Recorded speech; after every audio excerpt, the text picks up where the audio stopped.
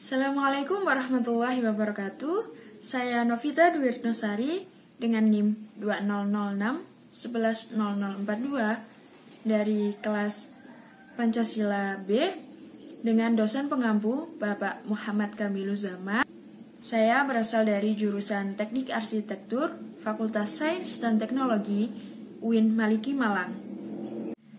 Saya akan mengulas sedikit tentang kampus saya, yaitu UIN Maliki Malang atau biasanya disebut UIN Malik Ibrahim Malang. Universitas UIN Maliki Malang merupakan salah satu universitas Islam yang ada di Indonesia yang didirikan pada tanggal 21 Juni 2004. Pada kesempatan kali ini, saya akan menjelaskan tentang paradigma berbangsa dan bernegara sebagai tugas akhir dari mata kuliah Pancasila. Berikut adalah penjelasannya. Sesuai dengan yang saya singgung tadi, kita kali ini akan membahas tentang Pancasila sebagai paradigma kehidupan dalam berbangsa dan bernegara. Yang pertama kita akan membahas apa pengertian paradigma. Paradigma sendiri yakni asumsi-asumsi dasar dan asumsi-asumsi yang bersifat umum atau sebagai sumber nilai. Sehingga sebagai sumber hukum, metode yang dalam penerapan ilmu pengetahuan akan menentukan sifat, ciri dari ilmu tersebut. Dengan kata lain, paradigma adalah metode, pola, atau model utama dari suatu bidang,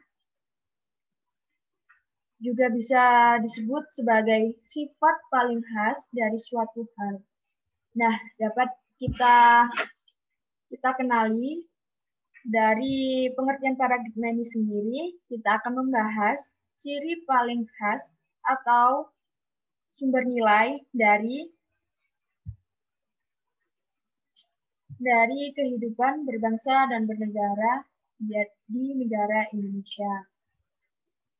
Untuk yang pertama, kita akan masuk pada bidang politik, yaitu Pancasila sebagai paradigma pembangunan bidang politik.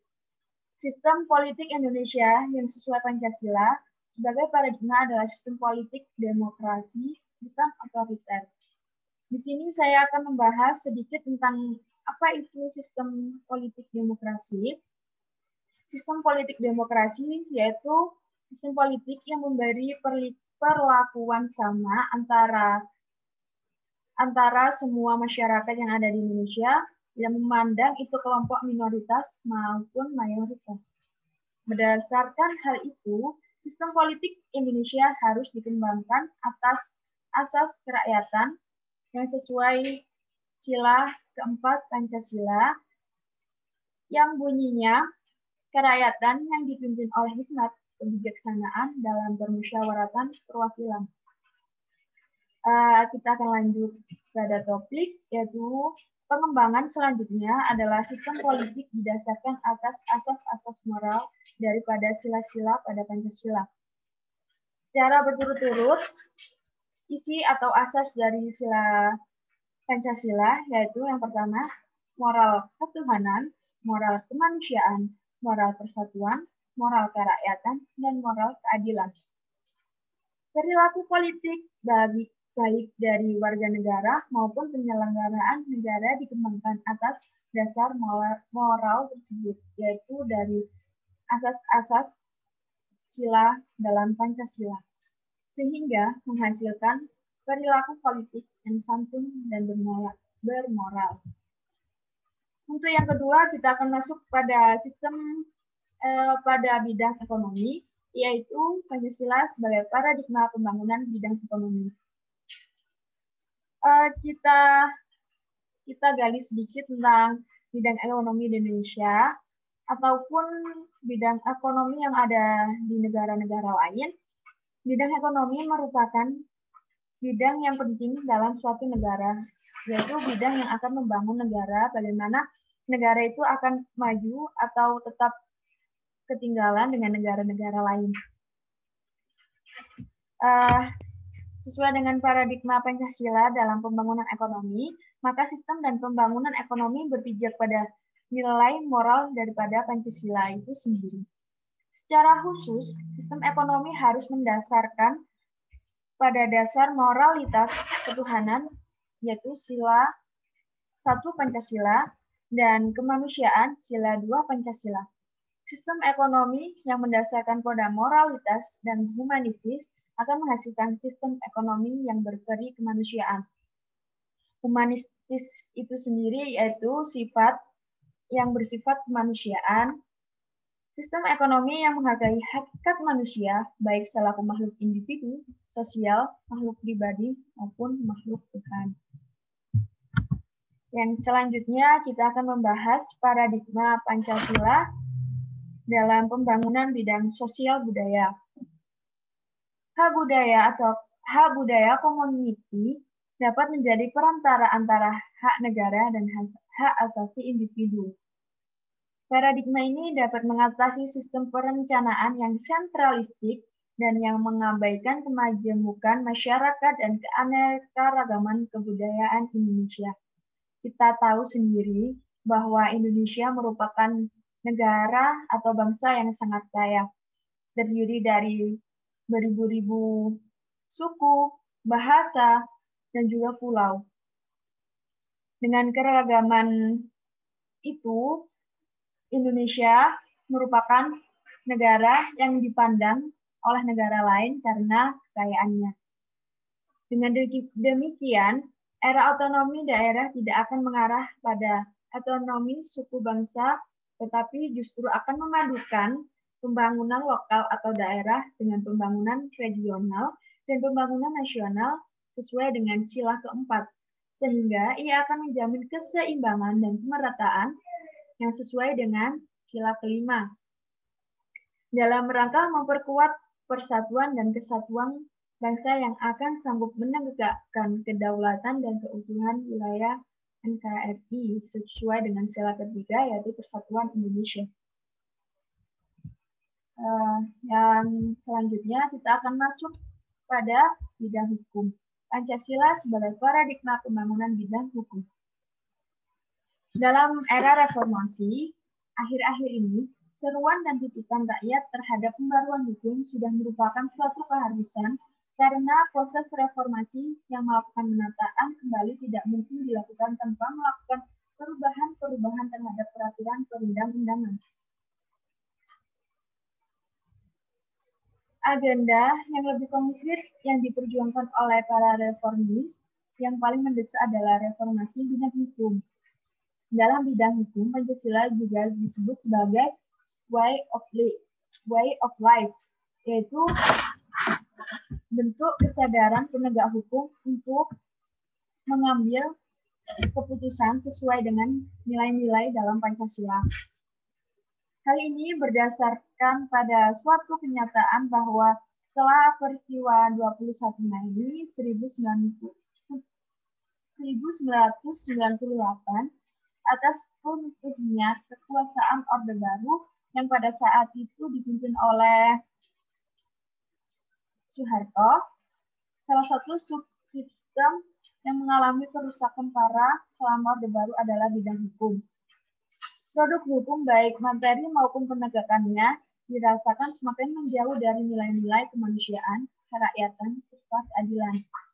Sistem hukum nampaknya tidak mampu menjadi pelindung bagi kepentingan masyarakat dan yang berlaku hanya bersifat imperatif bagi penyelenggara pemerintahan di Indonesia. Yang selanjutnya kita akan masuk dalam paradigma kehidupan antar umat beragama. Kita tahu sendiri, di Indonesia merupakan negara yang rukun dan tentram, walaupun punya berbagai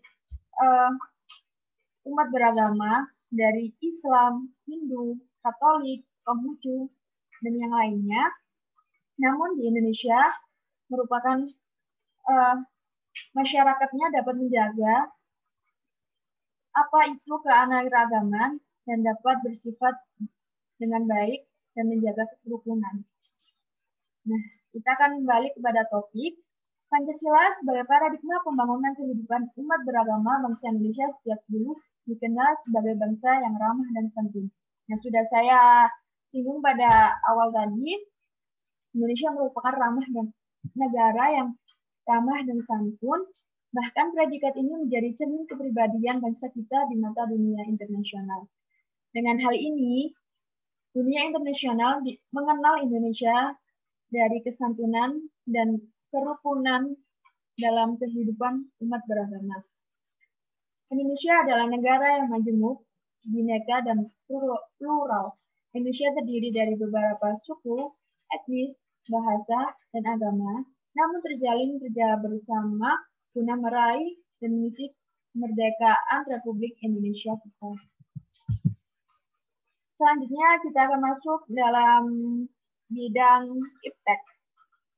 Perkembangan iptek di Indonesia juga harus berdasar dalam sistem atau sila-sila dalam Pancasila. Mengapa demikian? Karena agar perkembangan iptek tidak melenceng dari dasar Indonesia. Tidak seperti yang berkembang pada saat ini, banyak iptek yang berkembang yang menyalahgunai nilai-nilai dalam Pancasila. Pancasila bukan merupakan ideologi yang kaku dan tertutup, namun justru bersifat reformatif, dinamis, dan antisipatif. Dengan demikian, Pancasila mampu menyesuaikan dengan perubahan dan perkembangan ilmu pengetahuan dan teknologi atau iptek, yaitu dengan tetap memperhatikan dinamika aspirasi masyarakat. Kemampuan ini sesungguhnya tidak berarti Pancasila itu dapat mengubah nilai-nilai dasar yang terkandung, tapi lebih menekan pada kemampuan dalam mengartikulasikan suatu nilai menjadi aktivitas nyata dalam pemecahan masalah yang terjadi atau inovasi teknologi canggih. Kekuatan suatu ideologi itu tergantung pada kualitas dan dimensi yang ada pada ideologi itu sendiri. Yang terakhir kesimpulannya adalah Pancasila berperan penting bagi kehidupan berbangsa dan bernegara di Indonesia, di mana harus didasari oleh kehidupan tatanan negara seperti politik, ekonomi, sosial, budaya, hukum, serta kehidupan beragama. Tidak tinggal yaitu iptek harus tetap bersumber pada Pancasila.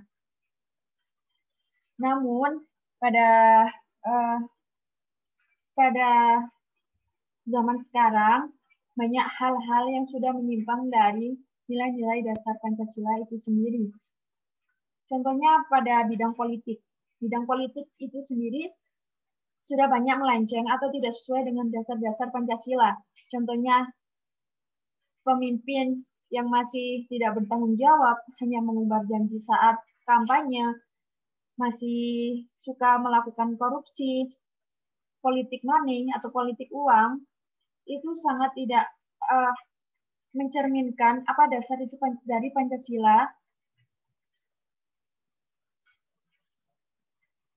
Juga dari banyak hal-hal lain, iptek juga contohnya, iptek juga sangat sudah melenceng dari nilai-nilai Pancasila. Banyaknya perkembangan, banyaknya dapat mengakses situs-situs yang tidak sesuai dengan umur, contohnya situs pornografi atau yang lainnya. Oleh karena itu, kita sebagai generasi muda atau generasi yang penerus bangsa, kita harus lebih melakukan apa yang harus kita lakukan sesuai dengan dasar-dasar Pancasila agar Indonesia berlaku atau berjalan sesuai dengan dasar Pancasila, yaitu sebagai dasar negara kita. Sekian yang dapat saya jelaskan. Bila ada salah kata, mohon maaf.